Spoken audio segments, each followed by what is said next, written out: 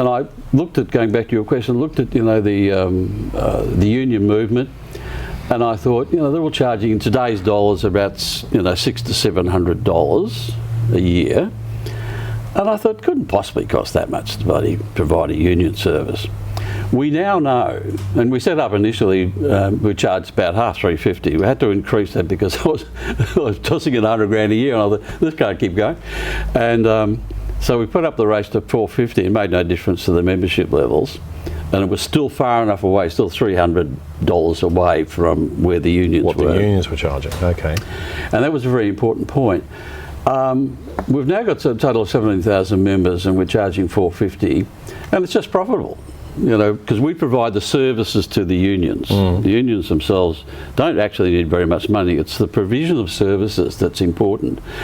And if you've got 17,000 members, you can probably do it for 400. If you've got 40,000, you do it.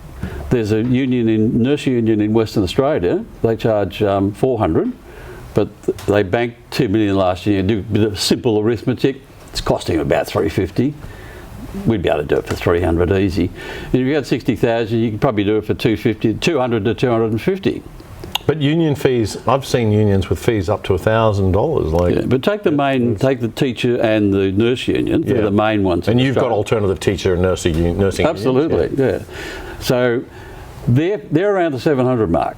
650, 700 around Australia, right. With the exception of the West Australian one. There's a rogue union official who was running them. Okay. He had this curious view that if it only costs $400 to provide the service, we'll only charge $400. Outrageous. Well, that bloody view was not held by any other union official in the country. Well, he can't stick around. So here's the bottom line: the bucks. The money's huge. Right. Right.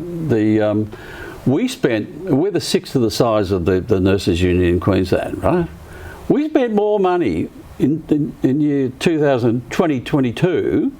We spent more money on legals than they did. Right. So they don't actually do anything. So you're charging about $450. They're charging about $650 or $700. $720 actually. Okay. $717. Somebody is. Yeah. Right. Okay. So there's a $250 gap there. What's that for? Well, it's bigger than that.